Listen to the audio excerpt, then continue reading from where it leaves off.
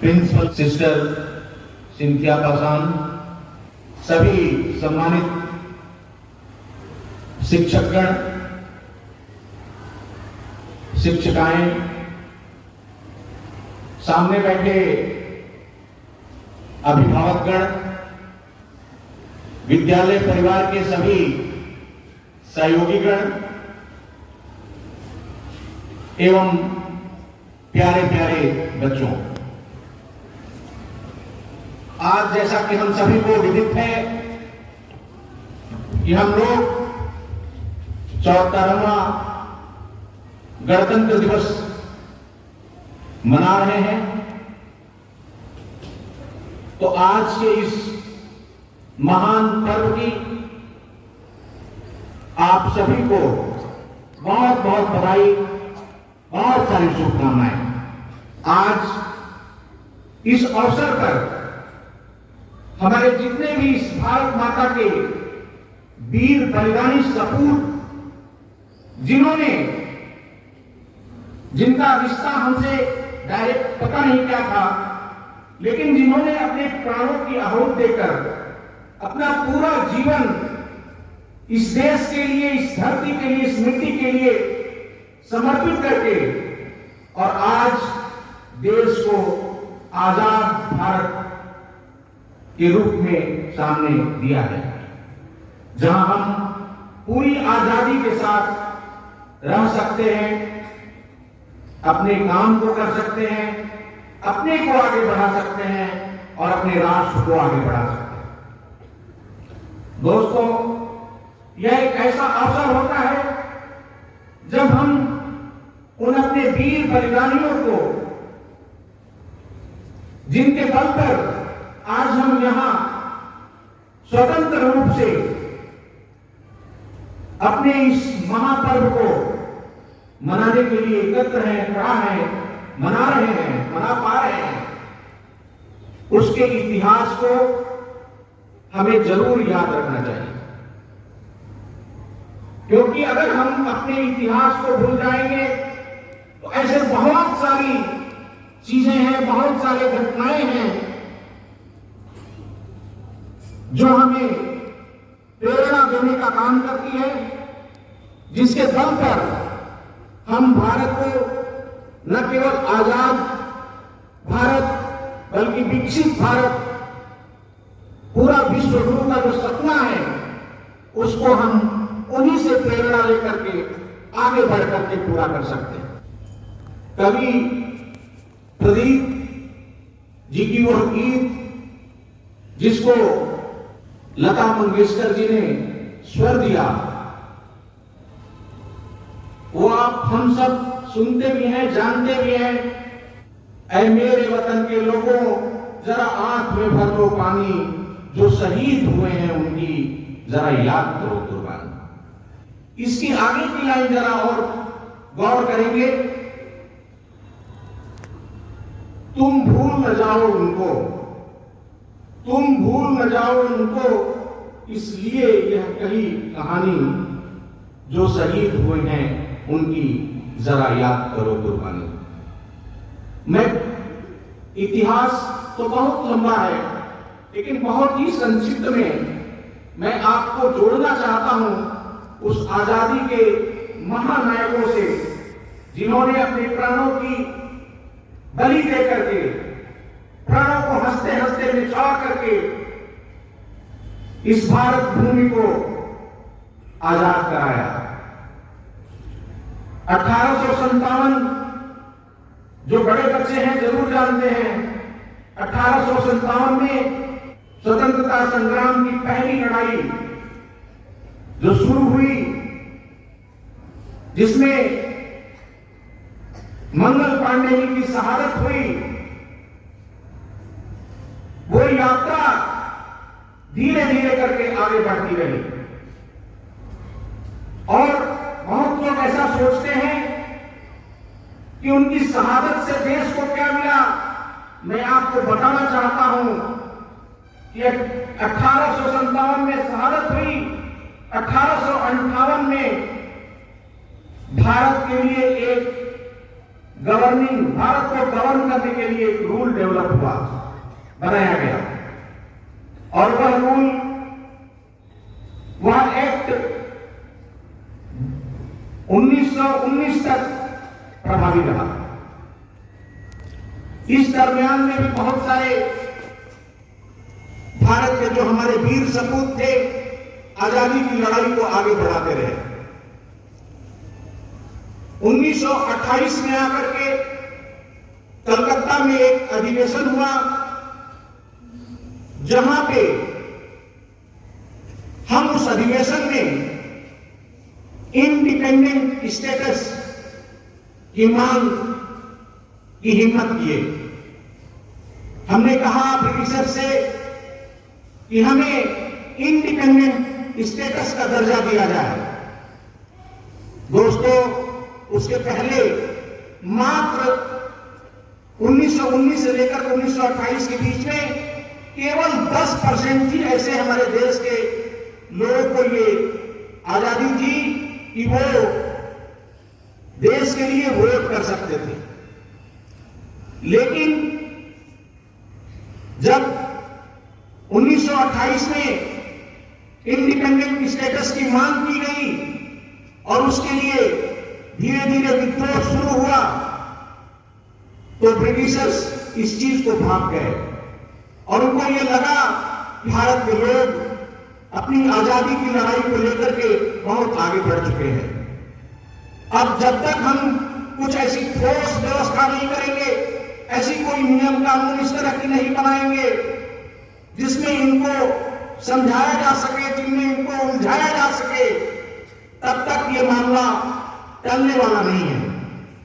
और Simon commission बना। एक उनके जो इस प्रयास था उनका, ये वो इसलिए विफल हुआ कि उन्होंने अपने इस प्रयास में साइमन कमीशन ने पूरी कमेटी में किसी भी भारतीय को जगह नहीं दिया और धीरे धीरे करके हमारे जो भारतीय वीर सपूत थे उनको यह एक अवसर के रूप में दिखा कि साइमन कमीशन ऐसा कमीशन जो भारत को रूल करने के लिए एक्ट बनाएगा, जिसके अंदर कोई भारतीय है ही नहीं है। साइमन साहब को पता भी नहीं कि भारत की कल्चर क्या है, भारत की संस्कृति क्या है, भारत की सभ्यता क्या है। ऐसा साइमन कमीशन के एक्ट से भारत गवर्न नहीं होगा और देश उठ खड़ा हुआ।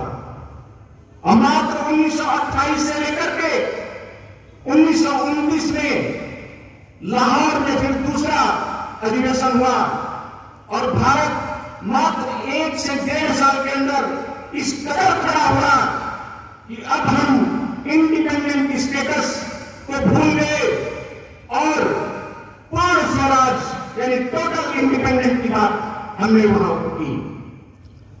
और एक डेट निर्धारित हुआ 31 दिसंबर 1919 को लाहौर का अधिवेशन में यह तय हुआ कि अब हम टोटल इंडिपेंडेंस, पूर्ण स्वराज लेकर रहेंगे, पूर्ण आजादी लेके रहेंगे। और उसके लिए मात्र 36 दिनों का समय निर्धारित किया गया और ब्रिटिशर्स को बता दिया गया कि अगले 26 जनवरी 1930 को हम पूर्ण आजाद का दर्जा हमें चाहिए। हम अभी से घोषित करते हैं कि 26 जनवरी 1930 को भारत टोटल इंडिपेंडेंट घोषित होगा। ब्रिटिशर्स की हाथ पैर फूल गए और मैं आपको बता दूं कि वही इतिहास का वो पन्ना 26 जनवरी 1930 जो तय हुआ था, उस समय मिल तो नहीं पाया, लेकिन स्वतंत्रता तो 1947 में मिल गई थी, लेकिन पूर्ण रूप से हम गणतंत्र जाकर के 1950 में हो पाए। तो दोस्तों, ये हमारा इतिहास रहा है। इसके पीछे बहुत सारी कहानियां, बहुत सारे लोगों की शहादत रही है, जिसे हमें नमन करना होगा, जिसे हमें सदैव याद रखना चाहिए, ताकि हम अपने इस शहादत को कभी भी भूल न सकें। दोस्तों, हरिओम पवार जी की वह कविता मैं चाहूंगा आपसे शेयर करना, जो सीने पर गोली खाने को आगे बढ़ जाते थे, जो सीने पर गोली खाने को आगे बढ़ जाते थे, भारत माता का जय कहकर, भारत माता का जय कहकर फांसी पर चढ़ जाते थे, जिनके कारण आज भारत आजाद दिखाई देता है, जिनके कारण आज भारत आजाद दिखाई देता है। अमर तिरंगा उन बेटों का शान दिखाई देता है, अमर तिरंगा उन बेटों का शान दिखाई देता है। उनकी नाम जुबा पर जब भी लेना, उनकी नाम जुबा पर जब भी लेना, पलकों को झुका लेना, पलकों को झुका लेना। उनकी यादों के पत्थर पर 2 आंसू टपका देना, उनकी यादों के पत्थर पर 2 आंसू जरूर टपका देना। इस तरह से दोस्तों ये आजादी का इतिहास हमारा रहा है। आजादी के उपरांत भी दोस्तों बहुत हर क्षेत्र में भारत बहुत अच्छा काम किया है, चाहे वो शिक्षा का क्षेत्र हो। बहुत ऐसे शिक्षाविद हमारे देश में पैदा हुए जिन्होंने न केवल भारत को शिक्षित करने का काम किया, भारत के लोगों को शिक्षित करने की चिंता की, बल्कि पूरे विश्व को रास्ता दिखाने का काम किया। उसमें अनेकों नाम है। मैं अपने उत्तर प्रदेश के होने के नाते एक आध लोगों का नाम आपके सामने रखना चाहता हूं। आप पंडित मदन मोहन मालवीय का नाम जरूर सुने होंगे, अपने बनारस काशी हिंदू विश्वविद्यालय। इसी तरह से इलाहाबाद में मुंशी काली प्रसाद जी केपी ट्रस्ट के माध्यम से पूरे इलाहाबाद की जितने भी शिक्षण संस्थान है, उसमें 2/3 शिक्षण संस्थानों का नींव डालने का काम, उन्हें आगे बढ़ाने का काम मुंशी काली प्रसाद जी ने किया और देश को आजादी के पहले भी और आजादी के उपरांत भी उसे आगे बढ़ाने का काम किया। इसी तरह से स्वास्थ्य के क्षेत्र की बात करें तो दोस्तों स्वास्थ्य के क्षेत्र में, मेडिकल फील्ड में हमारा देश बहुत पुरातन समय से बहुत ही रिच रहा है। हमारा जो आयुर्वेद है, हमारे जो ऋषि मुनि हजारों साल पहले जिन्होंने आयुर्वेद की नींव रखी, जो सुश्रुत डॉक्टर न होते हुए भी, एक फकीर होते हुए भी, जिन्होंने हजारों साल पहले जब कोई हथियार आज के ऑपरेशंस के नहीं थे, तब भी उन्होंने हड्डियों और पत्थरों से हथियार, लोहे लकड़ों से हथियार बना करके और ऑपरेशंस करते थे और सफल ऑपरेशन करते थे लोग। ऐसा इतिहास रहा है जहां भगवान धन्वंतरी, जिसको मेडिकल साइंस का फादर कहा जाता है, वो इस धरती पर जन्म लिया। इस धरती पे ऐसे ऐसे महान विभूति पैदा हुए, स्वामी विवेकानंद, गौतम बुद्ध, जिन्होंने भारत की जो संस्कृति थी, भारत का जो कल्चर है, भारत की जो सभ्यता है, वो केवल भारत में ही नहीं बल्कि पूरे विश्व पटल पर उसको ले जाने का काम किया और एक वैश्विक विचारधारा को भारत से जोड़ने का काम किया, जो कहीं न कहीं हमारी आजादी की लड़ाई में बहुत बड़ा योगदान किया। और आज आजादी के बाद भी हम स्वामी विवेकानंद के बताए हुए मार्ग, हम गौतम बुद्ध जी के बताए हुए मार्ग और अनेकों ऐसे संत महात्माओं के बताए हुए मार्ग पर हमारा देश आगे बढ़ रहा है। दोस्तों, आज चाहे टेक्नोलॉजी का क्षेत्र हो, चाहे अन्य किसी भी क्षेत्र में, हम किसी से भी पीछे नहीं हैं, कहीं से भी पीछे नहीं हैं। यह जरूर है कि आजादी के 70 साल से अधिक होने के बावजूद अभी भी हमारे देश में अशिक्षा, भूखमरी, बेरोजगारी, भ्रष्टाचार, व्यभिचार, तमाम ऐसी समस्याएं हैं। लेकिन जहां समस्याएं हैं वहीं समाधान भी है।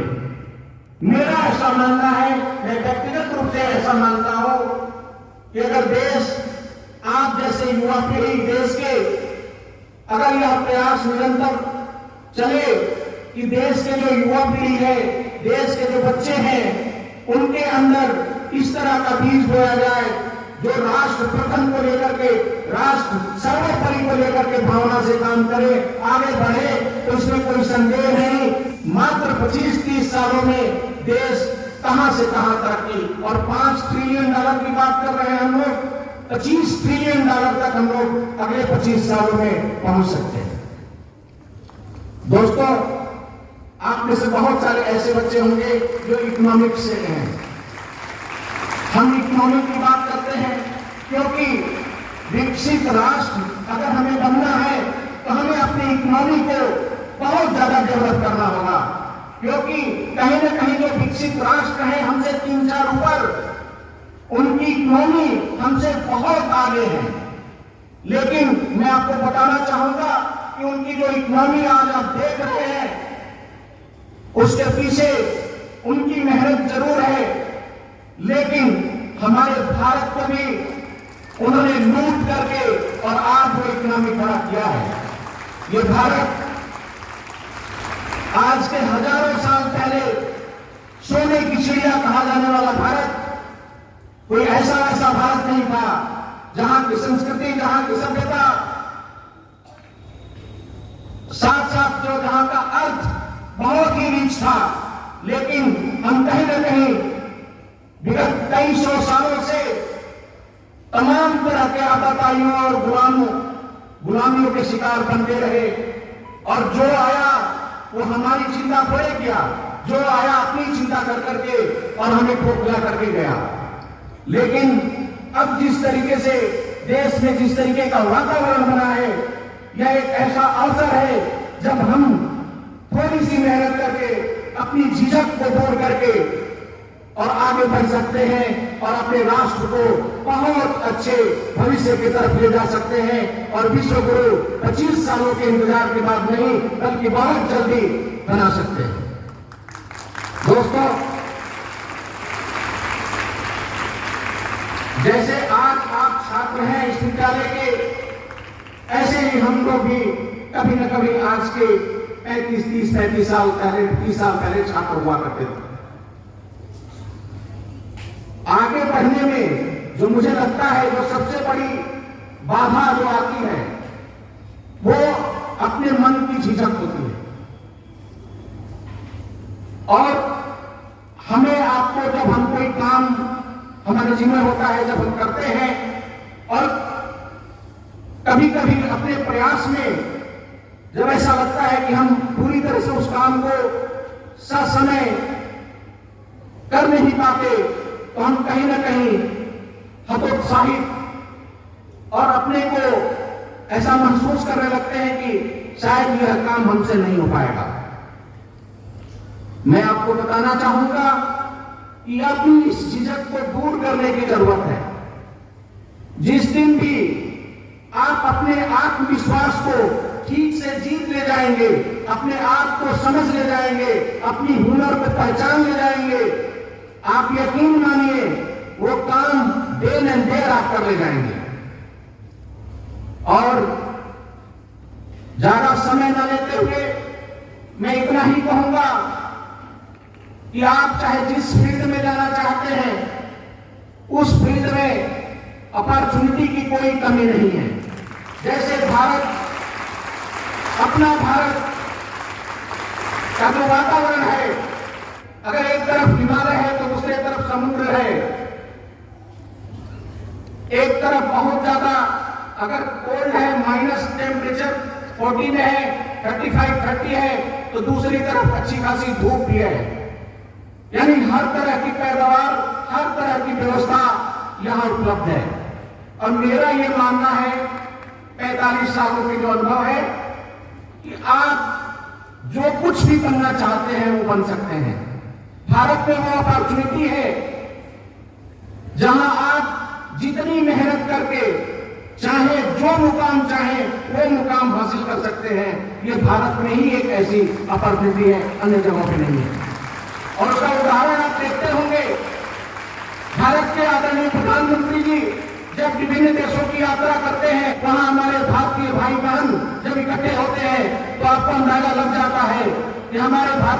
भाई बहन लाखों लाखों की संख्या में, कहीं 20 लाख, कहीं 30 लाख, कहीं 40 लाख जाकर के अमेरिका, जर्मनी, जापान, चाइना, हर देशों में जाकर के और वहां डॉक्टर हैं, इंजीनियर हैं और बड़े बड़े ऐसे पदों पे बैठे हुए हैं जहां से ये पता चलता है आपको भी इंस्पायरेशन मिलता होगा कि हम बहुत कुछ कर सकते हैं। हमारे अंदर वो ईश्वर ने क्षमता दी है, वो गुण दिया है, वो ताकत दिया है, वो संघर्ष करने की क्षमता दिया है, जिसके बल पर हम आगे बढ़ सकते हैं। मैं आपसे यही आग्रह करूंगा कि आप जब भी जिस फील्ड में भी आप आगे बढ़ना चाहते हैं, ईश्वर आपको खूब कामयाबी दे, आगे बढ़े, लेकिन कभी भी भारत को आप भूलिएगा नहीं। कहीं भी रहिए, भारत को सबसे शीर्ष प्राथमिकता का रखना होगा आपको, क्योंकि जननी जन्मभूमि, जिस जगह पे आपने जन्म लिया, जहां पैदा हुए, जहां पले बढ़े, जिस धरती का आपने अन्न ग्रहण किया, जल ग्रहण किया, उसके प्रति आपकी कर्तव्य निष्ठा सदैव बनी रहनी चाहिए। दोस्तों, मैं हरिवंश राय बच्चन जी की उस पंक्तियों से अपनी बात को विराम देना चाहूंगा।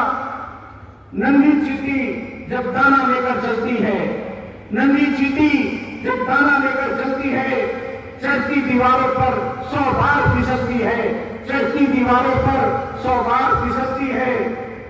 मन का विश्वास रगों में साहस भरता है, मन का विश्वास रगों में साहस भरता है।